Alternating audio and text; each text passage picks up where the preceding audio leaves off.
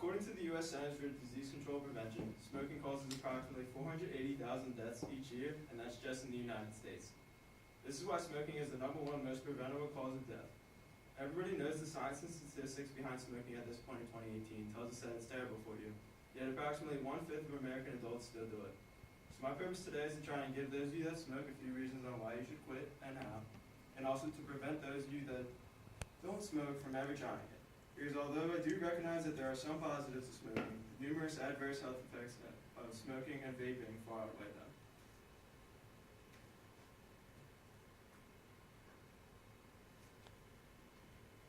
So the few benefits of smoking and vaping.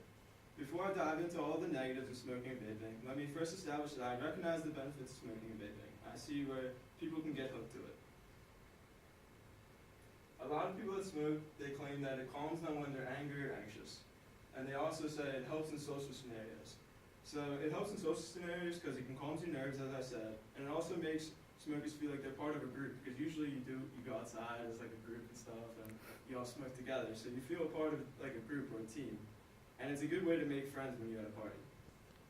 So vaping can also help smokers quit cigarettes. That's literally why they were made.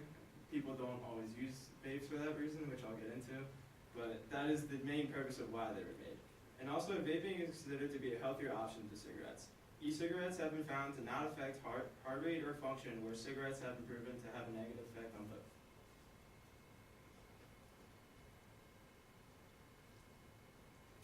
So first I'm going to get into the adverse effects of smoking cigarettes first. So to start, I'm going to go with the effects on your body health. So tobacco contains more than 7,000 chemicals, and many of those are known to be carcinogenic, which is cancer-causing or poisonous. And cigarettes also increase your risk of heart disease, stroke, lung disease, and cancer. And pregnant women that smoke, or pregnant women that are around smoking, are more likely to experience complications during pregnancy, such as miscarriage, premature birth, babies smaller than normal, and babies that develop physical and mental development problems.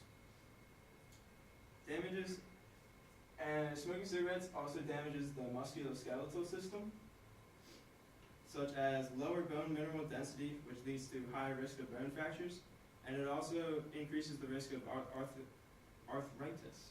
And that's according to Al Bashireh, scientist and author of the effects on smoking, tobacco, and musculoskeletal health. And lastly, it also lowers your sperm count and motility, and this is according to the World Health Organization. So effects on mental health. First, it diminishes the ability to perform visual and attentional tasks. So that all of these findings that I'm about to describe are all done by Washington College. Conducted a test on where they got one group of smokers, that group they had just recently smoked. The other group of smokers were smoke deprived, so they were craving a cigarette, but they obviously weren't given one. And then the last group was non-smokers. So the non-smokers perform best at visual and attentional tasks, but smokers that have recently smoked perform better than the deprived smokers, which my guess is that because they were deprived of smoking, they were craving that nicotine, and so that distracted them from their task. So also it has a negative effect on short-term memory, and this is more specifically right after smoking or in the early stages of smoke deprivation. It also decreases performance on text comprehension tasks, and it also impacts your ability to drive. So they had non-smokers and smokers drive for as long as they could before they got into an accident, and what they found was that smokers got into almost 3.5 times as many rear-end collisions than the non-smokers.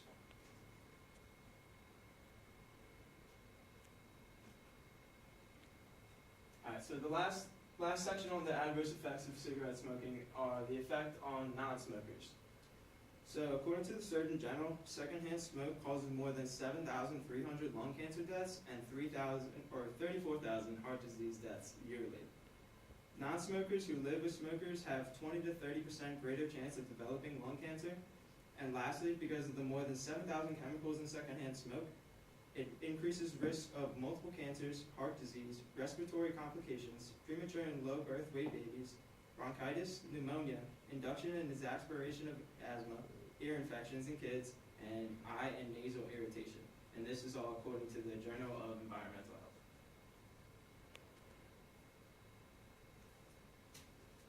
Alright, so next I want to get into the adverse effects of vaping. So vaping is kind of new, so there's no real studies on the long-term health effects of vaping, but there's plenty of studies on the short-term effects that have been found to harm the body. So first, it can cause individuals that never would have tried tobacco products to become addicted to nicotine. I can't say personally I became addicted to nicotine, but like some of the flavors and stuff of vapes definitely caused me to try a vape, and I've never touched a cigarette or anything. But like my one friend the one time was like, yo, I got this Hawaiian Punch vape juice, so obviously I needed to try it because it was Hawaiian Punch. Smelled good, tasted good, had to try it.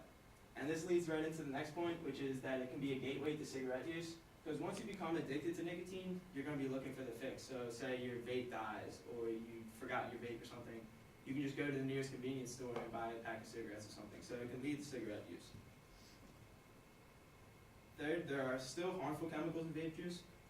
Granted, it is healthier than tobacco, as I said before, but according to a toxicologist at the Roswell Park Cancer Institute, propylene glycol, which is the most common component of vape juices, has been found to cause eye irritation and lung irritation. And the Nicotine and Tobacco Research Organization has also found that potentially toxic carbonyls have been found when e-juices are heated to high temperatures. So, which is like more important now because as vapes have become more and more popular, they started to make, like, I'm sure you guys have seen these, like the mods that you can adjust the temperature on the vape. So the higher you adjust it, the more nicotine you'll get in the hit, but at the same time it's going to be more harmful to your body because you're inhaling more of those chemicals and stuff.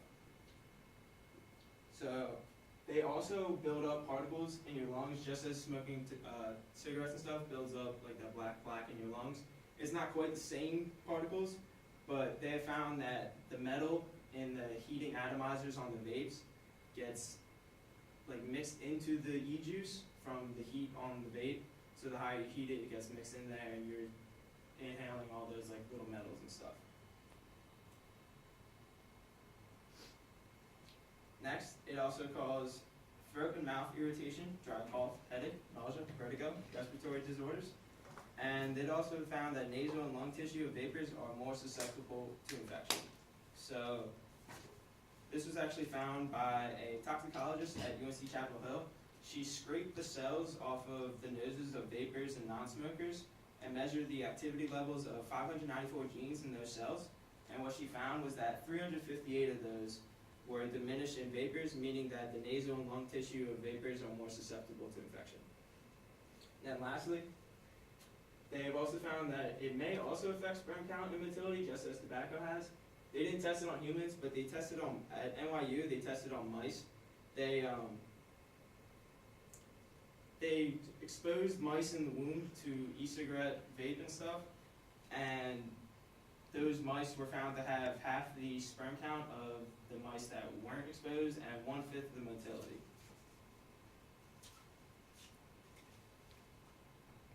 Alright, so lastly, I want to leave you guys with some ways to quit. I don't want to just list a whole bunch of negative effects of cigarettes and then just not help you guys out.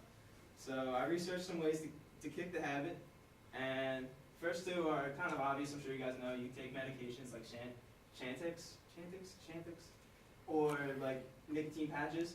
But it's also been found that combining those two has actually been more effective. There was a research in South Africa that did a study on this where they had one group take Chantix and then wear a nicotine patch, and then the other group took a pill of Chantix but wore a placebo patch. And where Chantix is 33% effective, they found that combining the two of them was 49% effective. So next, you don't want to think of quitting as depriving yourself. You want to have more of a positive outlook and think about how much more healthier you're going to become, how much more attractive you're going to look, and more importantly, how much money you're going to save from not buying cigarettes. Next, try to quit with a group. So either have your friends and family get involved and try to hold you accountable. It helps with the whole process.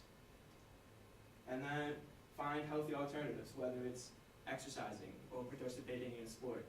Or if some people get like the itch to have something in their mouth, a lot of smokers trying to quit have that problem. So either try to keep gum handy, or they said baby carrots. I guess you can put that in your mouth. I guess that makes sense. So this one I found interesting was create a monetary reward or punishment. So they did a study where they had Dr. UPenn had 2,538 smokers and broke them into two groups. The one group was given free nicotine replacement and behavioral therapy and was assigned a $800 reward if they refrained from smoking for 6 months. And then the other group got the same $800 reward, but they had to pay $150 to participate. And they would get that $150 back if they completed the not smoking for 6 months. And what they found was that the smokers in the group that had to pay their own money were twice as likely to refrain from smoking. So if you can think of some kind of reward or punishment where you'd have to give money for smoking or something like that, it is more likely that you'll quit. And then lastly, you have to be realistic. It has been found that, according to current health, nicotine is compared to heroin and cocaine in terms of addictiveness. So relapses happen. It's really hard to quit. And the American Lung Association says that 34% of smokers in the U.S. try to quit each year, yet only 5% actually succeed. So you need to keep in your mind that it really is tough, and you're not going, most likely will not succeed on your first try. You just need to keep trying. So in conclusion, smoking is bad.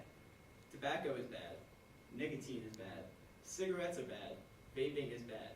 There are a few benefits to smoking, but the negative effects it has on your body, mind, and to others far outweigh the few positives you get from it. Remember, smoking is the most preventable cause of death, so prevent your death and the death of people around you, and don't smoke. And that is it. So thank you guys. You guys can get out of here.